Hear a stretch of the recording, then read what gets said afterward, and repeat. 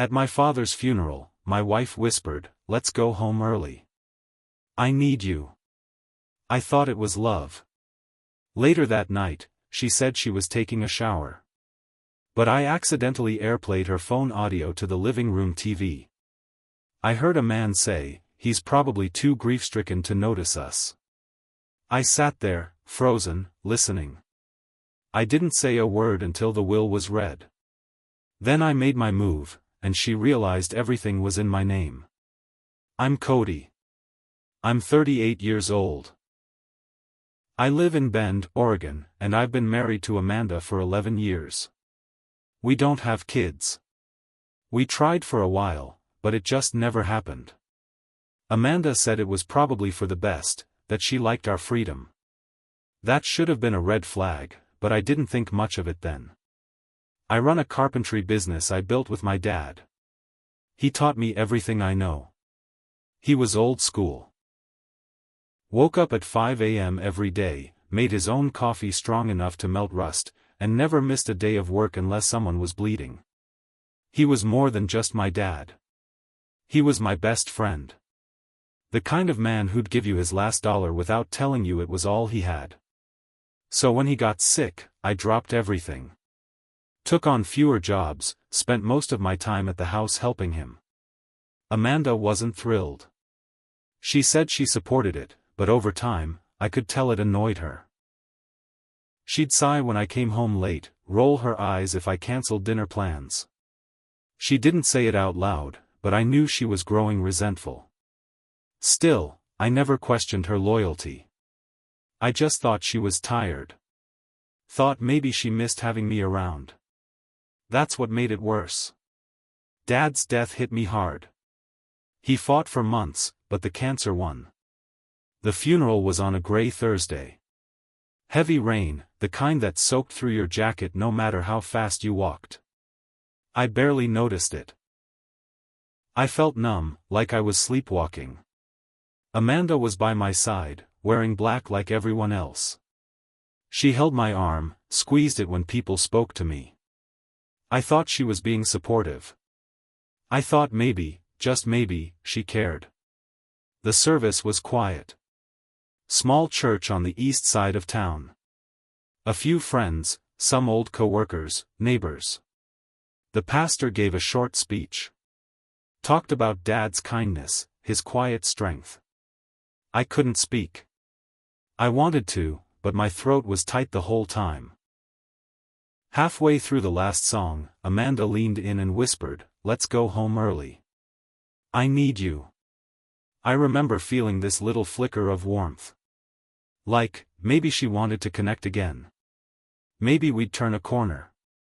I nodded and we slipped out the side door. Back at the house, I sat down in Dad's old recliner. Poured myself a drink. Amanda kissed me on the cheek, said she was going to shower. "I'll be a while," she said. "I just need to feel clean again." I nodded. That's when I saw her phone light up on the kitchen counter. Face down, but the screen glowed from underneath. I don't usually check her stuff. I'm not that guy. But something made me walk over. Some gut instinct. The message said, "Call me when he's asleep. I want to hear your voice." I stared at it for a long time. Then I picked up the phone. The Bluetooth menu popped up. I saw that her phone was still paired with the living room TV's Apple TV. I didn't plan it. I acted.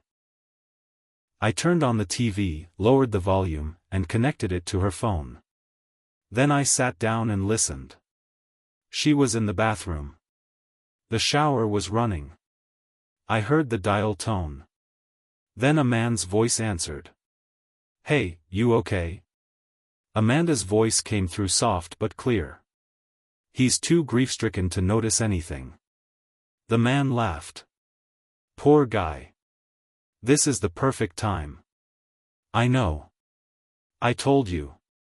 He just sits around, lost in his thoughts. It's like he doesn't even see me anymore. You want me to come over?" "I want you inside me," she said, her voice low. Right now. I stopped breathing. They kept talking. Not just sex. Plans. Stuff about getting away.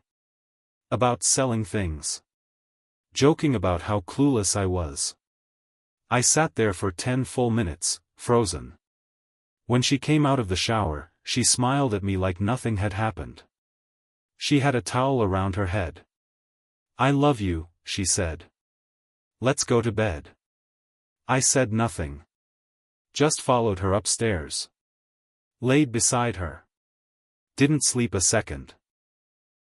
Because I had already decided what I was going to do. She thought I was broken. She thought I was too weak to notice. But she had no idea what was coming. What Amanda didn't know, what I never told her, was that 2 weeks before Dad died, he called me into his room and handed me an envelope. I updated the will, he said. I saw the way she looks at you when you're not looking. And I've heard things, Cody. Things I didn't want to believe. But I do now. I opened the envelope and looked at the document. He left everything to me. Everything. No joint names. No shared rights. Just me. Dad owned a lot. 3 rental cabins in Sunriver. A vacation property in Crescent Lake. A few retirement funds. His house, which I lived in, with Amanda, during the last few years. And a set of antique tools he'd been collecting for 50 years. Some were worth thousands. The will also gave me full authority to manage or sell anything he owned before he died. Amanda didn't know any of this. I didn't sleep that night. Or the next one. I waited for the will reading, which was set for 3 days later. I didn't tell Amanda. Let her think it was weeks away. She didn't ask, she was too busy texting. I copied the audio file from the TV to a USB drive. I had proof. That Monday, I met with the lawyer. Signed everything. It was done. Then I went home. Amanda was sitting on the couch with a glass of wine. Watching some reality show. Her feet on my dad's old ottoman. I walked in and stood in front of her. We need to talk, I said. She looked up. What's wrong? The will was read today. Her eyebrows lifted. Oh. You went? I thought it wasn't until next week. I didn't tell you. I didn't want you there. She sat up straighter. What? I wanted to hear it alone. And I'm glad I did. I pulled the will from my coat pocket. Set it on the table. He left everything to me. Not to us. Not to both of us. Just me. She blinked. Wait. What are you saying? I own this house. The cabins. The Crescent property. Every bank account. Every asset. All of it. Her face went pale. You're lying. I'm not. She stared at me. That's not fair. I'm your wife. You were, I said. But you also made a phone call in the shower the night of his funeral. Her mouth opened. I heard everything, I said. You forgot your phone was paired to the TV. She didn't speak. Didn't blink. Just sat there, frozen. I saved the audio, I said. I have it backed up. It's clear. You admitted everything. You mocked me. You invited him over. It's all there. Still nothing. I'm not giving you a penny, I said. Not the house, not the land, not the accounts. Nothing. She finally spoke. You can't do this. I already did. She stood up. You'll regret this. I smiled, just a little. Not as much as you will. She packed a bag that night. Tried to slam the door on her way out, but it bounced off the frame. I didn't move. Didn't follow her. Just stood in the hallway, holding Dad's will in one hand and the USB in the other. And that was just the beginning. After Amanda left that night, I figured that was it. She was gone. I'd have some papers drawn up, serve her with divorce documents, and that'd be the end of it. But I was wrong. 3 days later, I got a call from my bank. They flagged unusual login attempts on one of the joint checking accounts Amanda and I had opened years ago, back when things were still good. I hadn't touched that account in a while, it just sat there with a few thousand in it for shared bills. Someone tried to transfer every dollar out. I drove to the bank right away. Sat down with a manager. They confirmed it came from Amanda's phone, even had the IP address. I locked the account, froze the card, and switched everything into a new account under my name. That's when I realized Amanda wasn't going quietly. She showed up that evening. I was in the garage working on a rocking chair Dad started before he got too sick. It was half done, just the frame. She didn't knock. Just opened the side door and walked in. "You froze the account?" she asked. I didn't even look up. "It's not your money. You really think you can just cut me out like I'm nothing?" Now I looked at her. She was wearing makeup, hair done, like she came from somewhere important. Or maybe she was trying to fake strength. But I saw the stress under her eyes. "You are nothing to me now," I said. "I gave you years of my life. And you threw them away for a quick screw in a hotel room." Her face tightened. She took a step forward. "You think you're so smart. But I know what your dad had. You think I didn't listen all those years? You think I didn't know he owned all those cabins? That lake house? You knew. But you never thought he'd see through you." "I want what I deserve," she said. "You'll get it," I said. "A court date and some embarrassment. I'll tell them you were abusive." My blood ran cold. She was bluffing. I knew it. But it still hit me in the gut. "Try it," I said. "I've got your voice on tape. Let's play games." She didn't respond to that. Just stood there a second, then left. I figured she was done trying. But Amanda's boyfriend, let's call him Mike, wasn't. A week later, my truck tires were slashed. All 4. It was parked outside my shop. There was no note. No cameras. Nothing to prove it was him. But 2 days later, I got a voicemail from an unknown number. A man's voice. "She's not the only one who knows your secrets," he said. "You should be careful. Accidents happen." That was all. I played the message 3 times. Recognized the voice. It was Mike. Same guy I heard on the shower call. He was threatening me. So I did what I had to do. I went to the police. Filed a report. I played them the voicemail. Gave them the audio of Amanda's call, just to explain everything. They said they couldn't do much unless something physical happened. But the cop, an older guy I knew from high school, pulled me aside after. "Just watch your back," he said.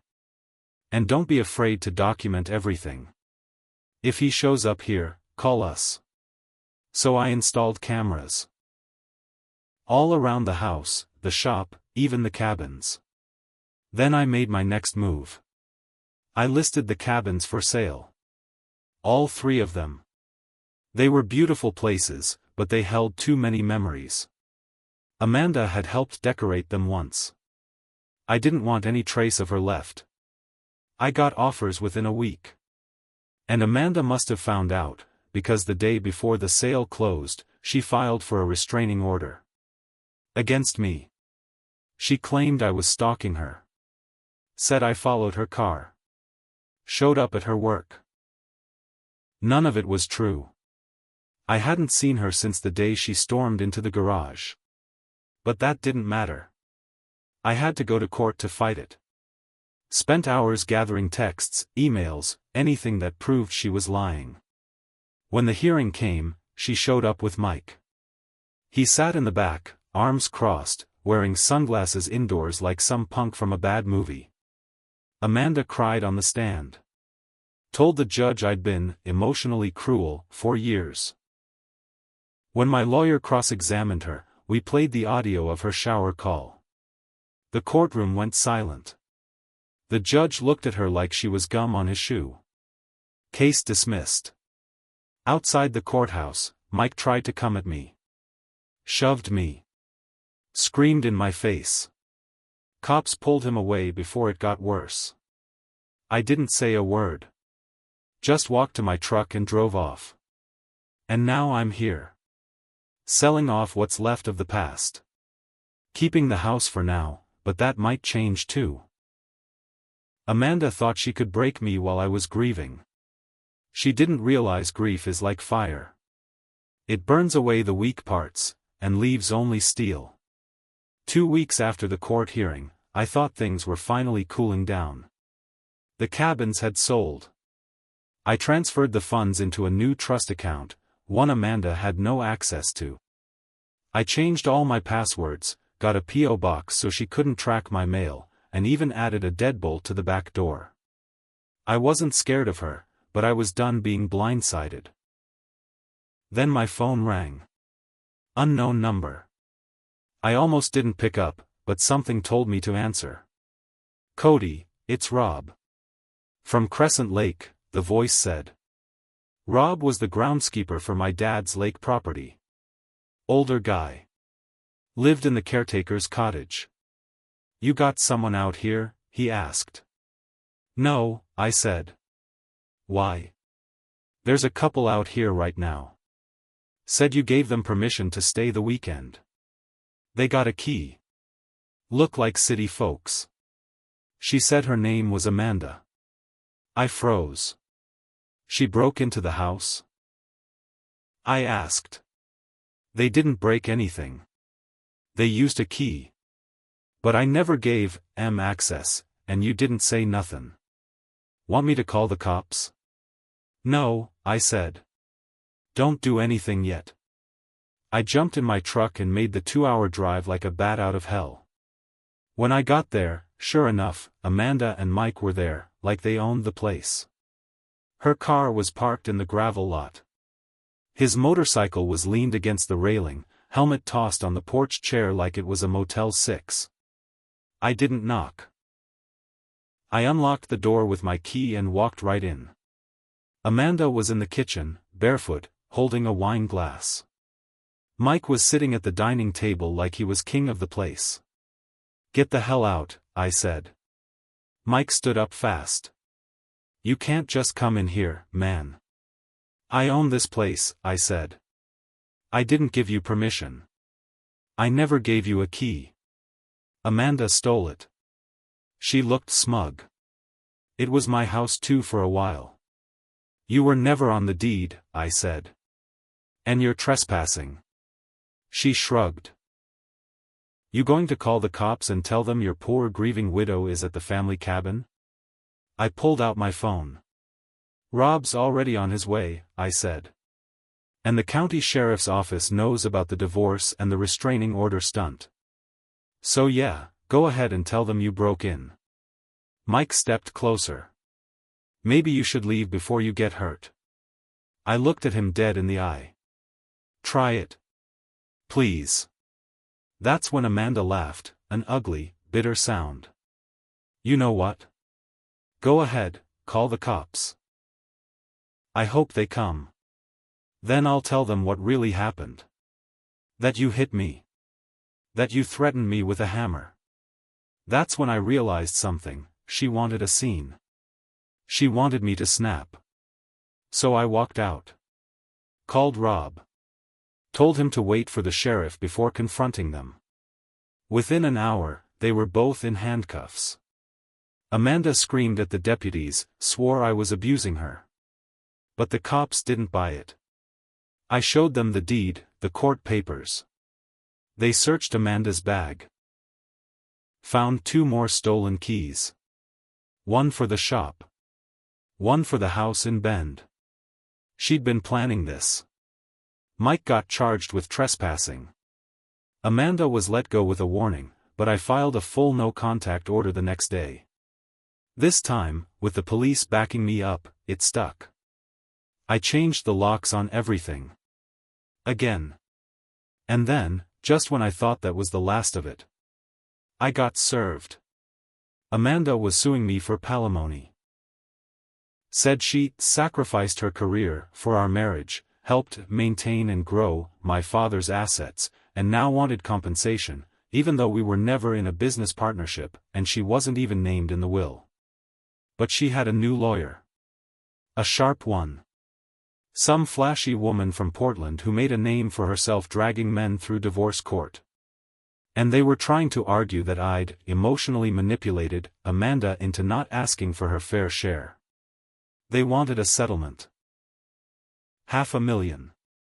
I laughed when I saw the letter. But my lawyer didn't. This is a harassment tactic, he said. But if they find the right judge, you'll spend years fighting it. And money. A lot of money. Amanda wasn't trying to win. She was trying to wear me down. And now she had someone backing her who knew how to hurt people legally. That's when I knew I had to play smarter.